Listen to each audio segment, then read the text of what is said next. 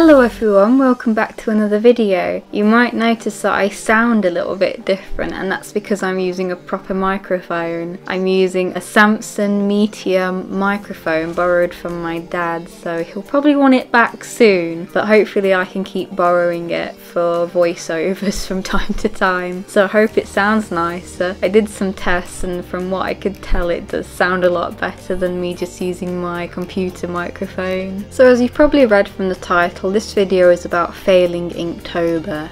I started with the best intentions. I bought all new supplies, new inks, new pens, fine liners, everything really, because I was so determined to get to the last day of Inktober and actually make a book from the experience. But that plan was not meant to be, as I had two conventions. I had London MCM in October, and then about a week after it was Birmingham Comic Con, so I really needed all new prints, new designs, new stickers, and I had to focus on that because that was really more important than Inktober. It also had to be original content too, because London Comic Con has really cracked down on fan art, which isn't a bad thing, but I realise now that's where a majority of my sales actually came from, because after doing my count of how much I made at MCM, it was a lot less than when I sold fan art. So I think it's actually difficult coming up with original content more than fan art. I'm not saying fan artists are not as creative when it comes to pieces, because you can see some truly amazing pieces, but at the same time you've already got your subject that you're going to work on. You already have like inspiration for that piece, especially if it's from a series that you like. You can usually get motivated because you like the story or characters. So I would say coming up with original pictures is definitely harder than doing fan art, but you know, they both have their pros and cons. Another reason I failed Inktober was that I was far too ambitious with the drawings I had planned. I had this idea of doing full ink wash illustrations full of detail, and you'll actually see it on day 3, which is the last day I got to. It's probably one of my most detailed illustrations besides some of my print designs.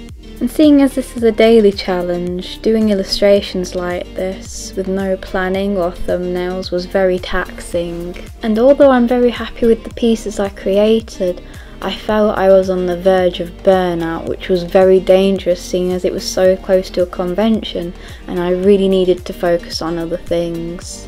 One of those things being my comic. I was so close to actually finishing the first chapter of my comic. I was about 6 or 7 pages away, and I really wanted to have it finished for MCM London. I wanted the physical copy in my hand, so I was determined to get it done. And that's why, again, I failed Inktober, but that's not a bad reason. I'm actually really happy to make the sacrifice of not having that Inktober book and instead having my comic, which at the time I didn't put a lot of time into my comic. Not saying I rush the pages or don't put effort into them, I do, but I don't get time to work on it simply because the point I was working on it didn't warrant the time. Because I have to be real with you, I have to work on stuff that's actually going to make money. I'm sorry if this sounds really depressing or disappointing or me just being money grabby, I promise it's not.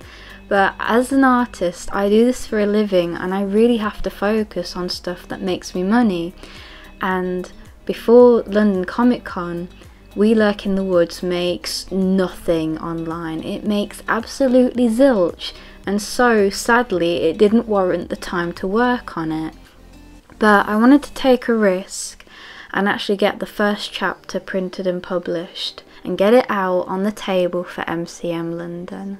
And I know I talked about a similar subject before in my other videos, but I feel this is a topic that just doesn't get discussed enough. It's like artists and money should not be in the same sentence together, and I'm kind of tired of it, because if you're doing this for a living, we really need to talk about it. We need to talk about the tips and tricks of selling at conventions. We need to talk about artists and money in the same sentence. So I'm sorry if you don't like this, but it is important, and it's important that You know, we learn to be able to make a living, and sometimes you do have to make sacrifices and put other priorities first. I don't do commissions anymore, so I really have to focus on making products that will sell. And at the time of me working on the actual comic pages, We Lurk in the Woods was a very big risk to take at the convention, especially seeing as it doesn't get too much attention online. But with being an illustrator for a living, you sometimes have to take the risk. You have to take the leap and just hope and pray that it all works out. And so that's what I did, because usually, and from what I've been told, your actual comic will not sell at a convention. It's usually you rely on merchandise like stickers and prints, which sadly I didn't have any of that at the time. I have prints with my characters, but no actual merchandise for the comic itself. And so I did run the risk of being left with unmovable stock, and that's probably one of the worst things, is when you have, say, comics or prints that just won't budge on the table. But I did actually put together a little comic bundle which did include a gold edition sticker and gold foiled print. So I guess I did have that kind of merchandise, but it was mostly incentive to buy the comic for people, which I hope doesn't sound bad, but sometimes you gotta have that business mind. You gotta think like a business person. So you're probably wondering how I did at the convention, and I can tell you it was not great for a London convention. I still made a profit, which is good, that's always important, but it's not what I usually make, and that is because I was not selling fan art, so it did make a great big dip in my earnings. As for my comic, however, that did really well. I managed to sell almost half of my comic stock, and for a first time comic maker, that to me is really, really motivating. I also managed to sell a couple more copies at Birmingham, and so far my comic has warranted the time to work on it now. I can officially put that on the priority list, so you might be seeing more comic videos in the future, so I hope you'll enjoy that. But yes, that made me so happy that people were actually interested in the story, they liked the artwork, and I was not left with an unmovable comic that wouldn't sell. So I just want to say thank you for everyone that actually bought a copy, whether it be at the convention or online. It just makes me so happy, and I'm just really grateful that I can put it on the priority list now. So we're getting close to the end of the video, and I just wanted to thank you again for all of the support you give me when you buy them from my store, when you watch my videos, when you read my comic. It's all helping me achieve the dream of being a self-sufficient artist and being able to make this my living. I hope this video has been interesting, and I hope it hasn't come across as like an entitled artist video.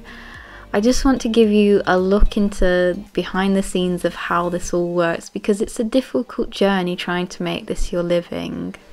And I hope by sharing my own experiences that it can help other aspiring artists and illustrators. While I didn't get to make a book of my Inktober drawings, the pictures were not wasted as I turned them into prints instead, and I'm actually happy, really happy with how they turned out.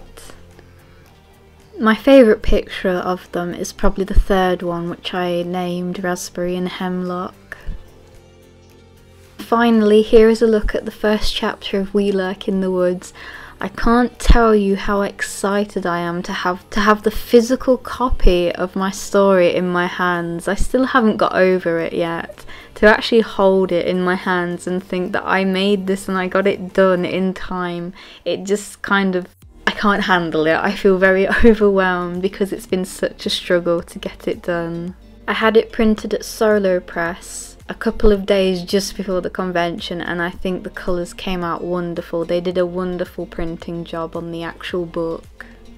While it is available to read online, if you buy the physical book, you do get some concept arts and character profiles in the back of the actual book. So I hope you all enjoyed this video, and I hope it wasn't too rambly. Hopefully I'll be making more videos soon, as now that convention season is over, I can focus more on making more videos. So thank you again so much for watching, and I will see you all next time. Bye bye.